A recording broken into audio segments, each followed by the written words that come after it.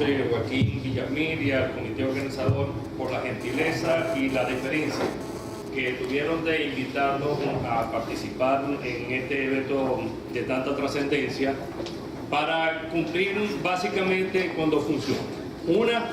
como coordinador y fundador de la Cátedra Libre de Responsabilidad Social Universitaria de la Universidad del Zulia, que tiene como propósito difundir, promover la idea de la responsabilidad social en todas las organizaciones. Y la segunda, para dar desde luego, aplicado al tema que ocupa esta importante actividad científica, algunas pinceladas, porque al fin y al cabo no somos expertos en el área,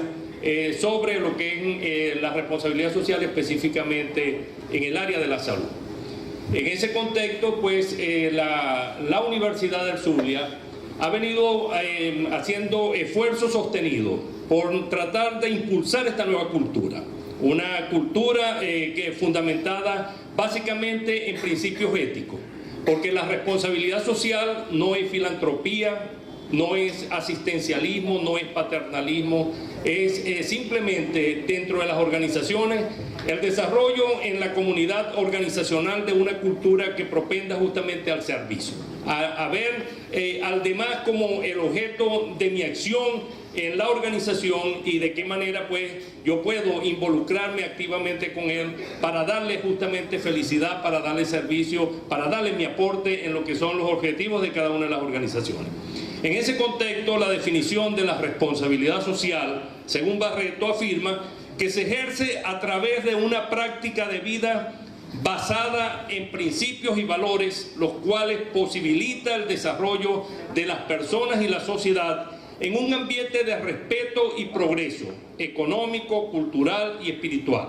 La misma constituye un conjunto de obligaciones y compromisos legales y éticos con los grupos de interés, los cuales derivan de los impactos determinados por la actividad y operaciones de las organizaciones en el ámbito social, laboral, medioambiental y de los derechos humanos. Es decir,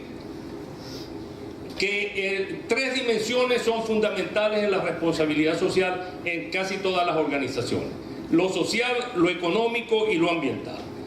De allí podemos entonces extraer que constituye una de las manifestaciones más expresivas de la cultura organizacional. O sea, la responsabilidad social no podamos asumirla en la organización como una actividad particular ni marginal. Si ella no se inserta dentro de la cultura de la organización, evidentemente carecerá de eficacia los esfuerzos que en función de lograr sus objetivos puedan adelantarse. Representa el compromiso de la organización con la sociedad donde ella opera. Ya las organizaciones enclaustradas, las organizaciones amuralladas han venido quedando atrás. El desarrollo de las organizaciones propende básicamente a una integración con la comunidad donde ella se encuentra inserta, y ese es el concepto, por ejemplo, de la empresa ciudadana para el caso de las organizaciones económicas, que no sea simplemente un enclave dentro del territorio donde ella se encuentra, sino que básicamente interactúen directamente con todos los miembros de esa comunidad. Participación responsable y solidaria con el desarrollo de las políticas públicas. Es decir, las organizaciones no pueden buscar exclusivamente sus fines particulares. Si ellas no están insertas en la búsqueda del bien común, que es en todo caso el objeto de las políticas públicas o uno de sus fundamentales objetos, evidentemente ellas estarán desarraigadas y carecerán de eficacia. Y la búsqueda del bien común y la justicia social como el objeto fundamental que debe orientar el desarrollo y la cultura en estas nuevas organizaciones. Esta conducta y el desarrollo de esta nueva cultura en ella va a tener unos beneficios para la organización. Son las organizaciones inteligentes, las organizaciones que están surgiendo modernamente. Atrae y retiene inversionistas y empleados, porque al fin y al cabo los empleados se va a crear un clima organizacional dentro de ella que va a desarrollar el mayor sentido de pertenencia de sus trabajadores, porque al fin y al cabo va a estimular en ellos el crecimiento, el sentido de utilidad, no simplemente la acción inmediatista de una realización personal por vía de la remuneración que perciba, sino que básicamente a través del servicio que presta y contribuya con ello al desarrollo de una organización solidaria. Evidentemente esto va a propender a mejorar esa imagen también frente a la comunidad de esa organización. Aumenta el grado de motivación de los empleados, canal de participación para ejercer el voluntariado, vinculación con las realidades sociales, que es en definitiva el objeto de las organizaciones inteligentes. Como nuevo paradigma organizacional entonces surgen estas que debe estar ligada a la misión, la visión y los valores de la organización, y esta es justamente la fuente de la cultura. Nosotros vemos hoy como en muchas organizaciones hay una crisis de valores, hay una crisis de principios, y es justamente esa pérdida, eso lo que va a llevar es justamente a esa pérdida de identidad de quienes en ella ejercen funciones, en atención a que se desarraiga y se diluye la cultura de la organización. Se encuentra inmersa dentro de la esencia y la estrategia de la organización. La responsabilidad social no puede ser, como ya lo señalábamos, una actividad marginal, una actividad de corte asistencialista, filantrópica, o se originó en las organizaciones empresariales, que es donde tiene su génesis este concepto, como lo vamos a ver luego. Debe asumir un compromiso de la alta gerencia y ejercicio voluntario de todos los miembros de la organización. Si la alta gerencia no está involucrada y no participa activamente en el desarrollo de esta cultura, o si cree que son ellos los trabajadores los que deben cumplir esa función, pero yo como gerente, como líder organizacional no me involucro en ella, esa estrategia de responsabilidad social que puede estarse implementando carecerá de eficacia y estará condenada al pasado. La competitividad es supeditada al compromiso ético y sustentable de la organización, también es un elemento válido en la responsabilidad social, porque no es el fin justifica los medios, es si el fin justifica los medios, siempre y cuando los medios que yo esté utilizando para alcanzarlos sean éticos, sean lícitos. Y eso es justamente lo que se conoce hoy como la empresa socialmente inteligente, una empresa articulada directamente con todos los elementos de la sociedad. La evolución de estas estrategias, el planteamiento de la responsabilidad social no se originó en las universidades, no se originó en las instituciones religiosas, se originó en las empresas. Las empresas comenzaron en principio, en los años 70, a un proceso de actuación, dado, digamos, los niveles de acumulación de capital que ellas estaban generando producto de las actividades económicas, dadas las situaciones de inequidad en los países que todavía no hemos logrado superar. Evidentemente había una situación allí hasta de cierto punto de egoísmo, en función de que los objetivos empresariales eran justamente eso, como señalábamos, la acumulación de capital. Allí empezó un proceso de sensibilización de muchos líderes empresariales que, detectando esas circunstancias y viendo esas situaciones de inequidad, comenzaron a impulsar algunos procesos de orden filantrópico, acciones orientadas a proteger socialmente a los trabajadores internos a través de mejores sueldos, condiciones de trabajo y capacitación, porque la responsabilidad social no es de la empresa hacia afuera. La responsabilidad social tiene que pensar de la organización hacia adentro y tiene que lograr en el seno de ella un nivel alto de satisfacción y de identificación de sus trabajadores sobre la base de satisfacer sus demandas salariales, en el desarrollo de su crecimiento personal, o sea, con políticas de recursos humanos verdaderamente integrales, que no vean simplemente al trabajador como un individuo que da fuerza de trabajo, sino como un individuo que se constituye en estas organizaciones inteligentes como el capital intelectual. Y el capital intelectual hoy en día, a diferencia de las organizaciones anteriores donde los factores de producción eran la tierra, el capital y el trabajo, hoy el factor fundamental de producción de las organizaciones es el talento, es el capital intelectual, y es allí donde están las fuentes de las ventajas comparativas y competitivas más importantes de las organizaciones modernas. Entonces, posteriormente, en el desarrollo de ese concepto, hubo acciones filantrópicas y muchas empresas que comenzaron a crear fundaciones de solidaridad. aquí el dividendo voluntario para la comunidad, como se llamaba aquí en Venezuela algunas de ellas, la Fundación Polar, la empresa Polar también ha creado sus fundaciones, aquí fue referida para destinar recursos a instituciones como esta. Es decir, esta era una acción filantrópica de parte de ellos. Pero luego entonces se comenzó a hablar de la inversión social, es decir, la cooperación y la reciprocidad que debe haber entre las organizaciones con su entorno, con sus grupos de interés. Luego vino los aspectos de la sustentabilidad para la preservación ecológica, incorporando pues los aspectos ambientales dentro del desarrollo de esa estrategia de responsabilidad social. Y luego la ciudadanía corporativa, a la cual ya hemos hecho referencia, derechos civiles, económicos, sociales, etcétera, que adquiere la organización moderna con todos los integrantes de la sociedad. Estos son, según Guedes, los diversos grupos de interés. Cada empresa, cada organización tiene sus determinados grupos de interés. Los primeros son los grupos de interés internos a la organización, sus accionistas, trabajadores, socios. O sea, la empresa no puede ser en estos esquemas modernos de la empresa inteligente lo que era antes, un estamento para producir beneficio a un grupo de individuos, en este caso si era privado, los accionistas. Hoy la empresa tiene que tener como centro vivo de actividades económicas una relación con los elementos del entorno y con los elementos externos. Clientes, proveedores, distribuidores, y con todos ellos hay el desarrollo de responsabilidades. Si por ejemplo nos referimos a los clientes, el tratamiento que yo le doy al cliente cuando llega, y hoy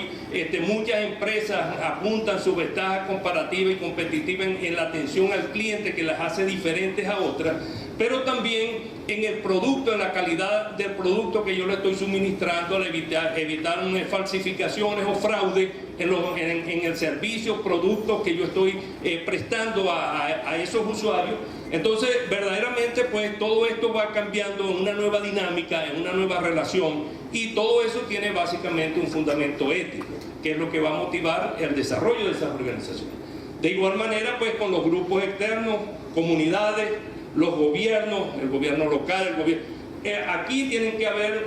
con todos estos sectores identificados lo que se llaman las alianzas estratégicas, la búsqueda de objetivos comunes, pero también de acciones como por ejemplo el que ha logrado esta fundación con la Universidad del Zulia a través de una integración en la búsqueda de objetivos comunes de impacto social.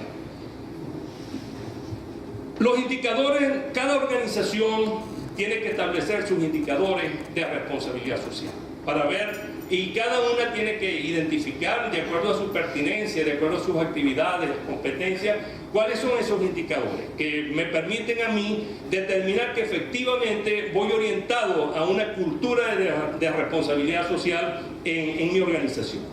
La previsión de sistemas de medición de satisfacción de los usuarios, empleados, proveedores, este es un elemento importante. Porque si al fin y al cabo yo como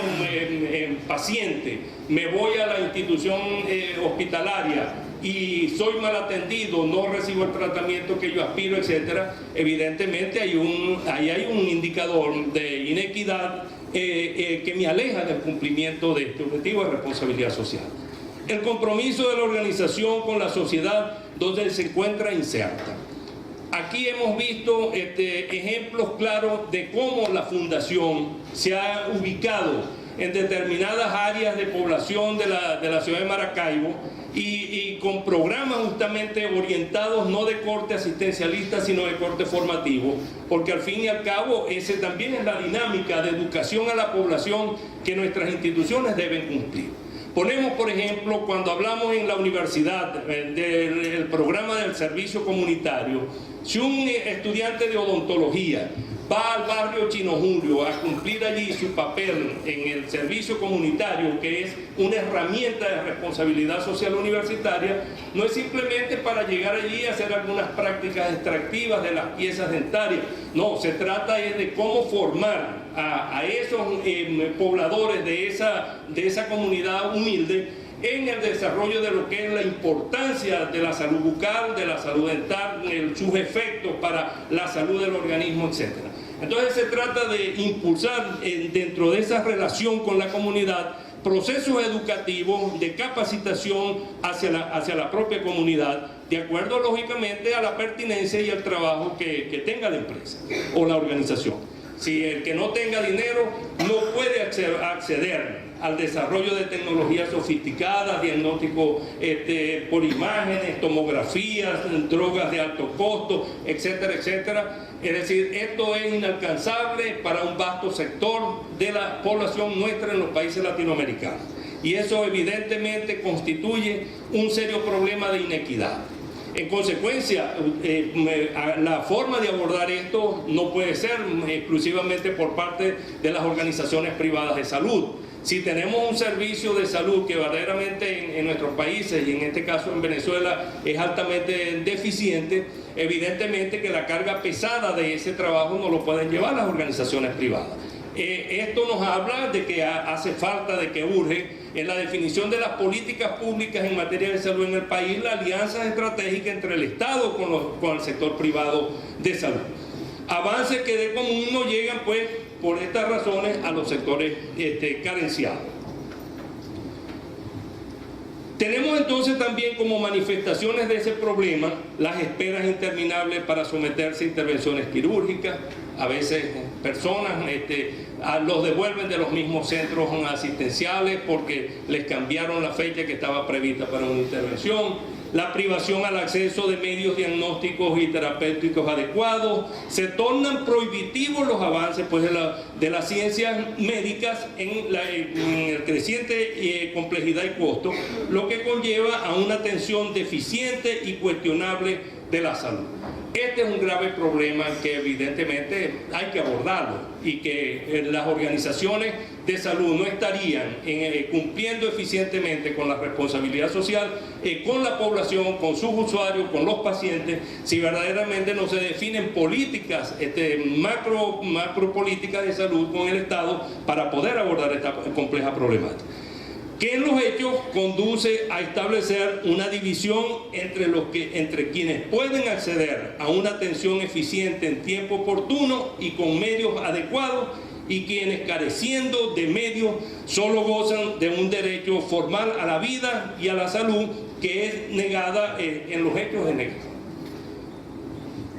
Tenemos entonces aquí que la definición de la Organización Mundial de Salud señala que un estado de completo bienestar, que la salud es un estado de completo bienestar físico, mental y social. O sea, ya el concepto simplemente de la salud física quedó en el pasado. La salud mental, la salud espiritual del individuo, el desarrollo integral del hombre, es verdaderamente lo que asume hoy una postura primigenia y que debe ser la meta a alcanzar en cualquier programa de este tipo que vaya a impulsarse, dándonos a entender que la responsabilidad social en salud debe ser un servicio con calidad y responsabilidad hacia los derechohabientes, ya que es una necesidad esencial para todas las personas y además un derecho que debe ser otorgado con profesionalismo y calidad. Esto va a demandar entonces las políticas del Estado que atiendan a tres posibilidades esenciales: alcanzar una vida larga, que es lo que todos aspiramos, llegar a ver, desarrollar nuestra familia, a ver nuestros hijos, nuestros nietos; la instrucción como parte también de la formación del individuo, al cual acceder al conocimiento al cual todos tenemos derecho; y el acceso a los recursos económicos que nos permitan justamente acceder a esto, los necesarios para alcanzar y mantener un nivel de vida digno. La vida digna es el objeto, en definitiva, de lo que todos los hombres debemos buscar. Yo creo que no es la acumulación del capital la fuente de la felicidad, sino básicamente que podamos tener al alcance nuestro todas aquellas cosas, todos aquellos materiales e insumos que necesitamos para el desarrollo normal de nuestra vida. A eso es que tenemos la aspiración. En consecuencia, la responsabilidad social, como ya lo hemos señalado anteriormente, va a tener tres vertientes: lo social, lo económico y lo ambiental. En lo social, dar importancia al estudio del campo para detectar la situación real de la salud de los sectores involucrados en la población. Y esto es lo que va a definir el desarrollo, la formulación de las políticas públicas de salud. No ir a tientas, cada región tiene sus particularidades, tiene sus realidades, y en función de ello, en mancomunidad con el Estado, deben establecerse el desarrollo y la definición de esas políticas. Orientar capitales privados y estatales destinados a inversiones para atender prioritariamente las necesidades locales. Promover una cultura de salud y autocuidado que lleven a nuestros colaboradores y sus familias, proveedores, clientes, consumidores y comunidades a mejorar su calidad de vida, porque hemos señalado que la organización de salud, en este caso, anclada en un espacio geográfico determinado, tiene que responder a esa realidad que hay allí, tiene que interactuar con esa comunidad, ver cuáles son sus necesidades y problemas, y en función de ello definir sus programaciones de trabajo. La salud pública se propone asegurar que existan condiciones en las que la gente pueda ser sana, promoción de la salud y prevención de las enfermedades, la discapacidad y la muerte prematura. Promover los medios para que pueda introducirse en las instituciones de salud el bien relacional con la fuerza y la eficacia que tienen las empresas responsables de salud, que pueden ofrecer pistas para abordar las problemáticas bioéticas emergentes en la comunicación en salud, y considerar los binomios médico-paciente, operadores de salud, administrativos, directivos, sanitarios, empleados, como un bien relacional. O sea, lo que señalábamos también anteriormente, la atención de quien dirige, o los dueños en este caso de las organizaciones de salud privadas, si no atienden debidamente y crean estímulos al personal médico integral que pueda haber en esa institución, a sus trabajadores, evidentemente cualquier política que vaya hacia atrás a impulsarse estará condenada al fracaso. En lo económico, que es el segundo aspecto de la responsabilidad social, allí estábamos hablando de lo social, sistemas de medición de satisfacción de los usuarios, empleados y proveedores, para justamente adecuar el desarrollo de las organizaciones de salud a las necesidades y aspiraciones de los usuarios que a ella acuden. En salud se advierte una falta en este campo, a veces apelando a la llamada vocación al ciudadano al cuidado del enfermo, que se materializa, se valoriza la función de los operadores de salud, llevando a insatisfacción de los usuarios, a que se sientan explotados y sin intervención según sus capacidades en las decisiones pertinentes. Y es importante la implementación de métodos que permitan conocer la valoración de los enfermos, de la comunidad en general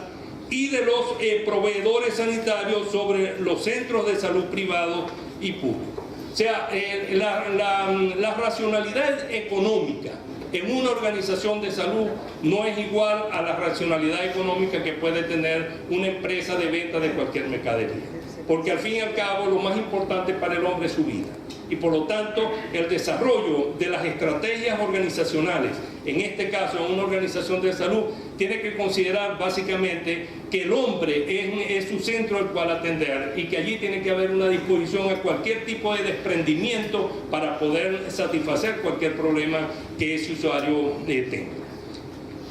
Y en la parte ambiental, en lo que toca a la parte médica, promover la conciencia de la estrecha interrelación entre salud, ambiente y desarrollo sustentable.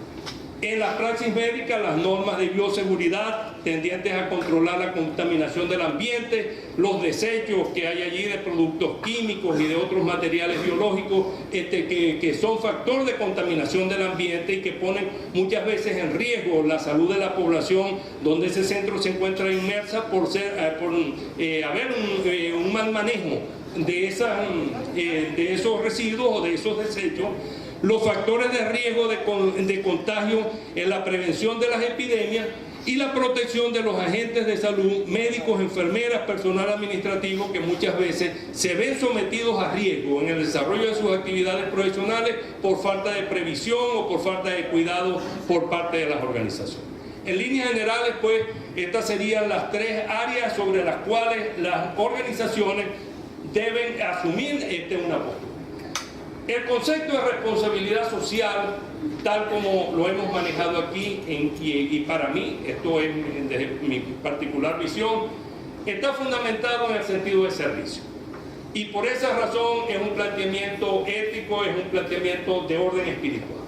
Y siempre ponemos como ejemplo, como el gran inspirador, en definitiva, del desarrollo de la humanidad en estos conceptos, a quien dividió la humanidad en dos desde que llegó aquí. A Jesucristo, después de 2000 años, su planteamiento cada día tiene más vigencia.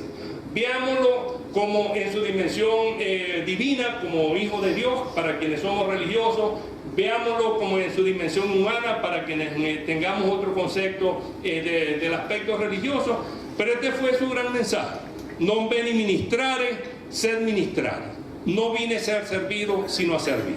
Cuando en la humanidad todos nos dispongamos y asumamos como parte de nuestra cultura el sentido de servicio, el sentido de entrega, la búsqueda incesante del bien común, la búsqueda de la justicia social, verdaderamente se acabará la corrupción, se acabará el egoísmo, se acabarán los grandes problemas propios de la naturaleza humana. Creo que el mundo va evolucionando porque el hombre no es un ser perfecto. Dios nos crió imperfecto, pero nos crió perfectible y podemos avanzar hacia allá. Y termino con una anécdota. Hace 2 años y medio fui a hacerme un chequeo cardiovascular y fui allí a Lieja, así era como le decía yo hace 2 años, para someterme a mi estudio. Llegué allí como cualquier ciudadano. Me recibieron, me hice todos mis estudios, ecocardiograma, electroesfuerzo, todo me lo cumplieron allí. Y yo salí con un nivel de satisfacción tan alto de esa institución a la que simplemente llegué como un ciudadano común y corriente, me senté en aquella sala a ver mi televisión, a mi tiempo de espera, todo bien organizado, una atención eficiente, que yo realmente escribí en esa oportunidad que cumplía 23 años, la fundación, un artículo que se llamaba el IECTA, un ejemplo de responsabilidad social universitaria, pues nosotros también los universitarios de luz tenemos un granito de arena allí. Y justamente destaqué esa atención trascendente, tan importante que allí se le da a cualquier persona que llega, que yo no tengo duda, tal como fue revisado aquí en la primera exposición, que esta es una institución que verdaderamente cumple con principios de responsabilidad social. Buenos días. En verdad es un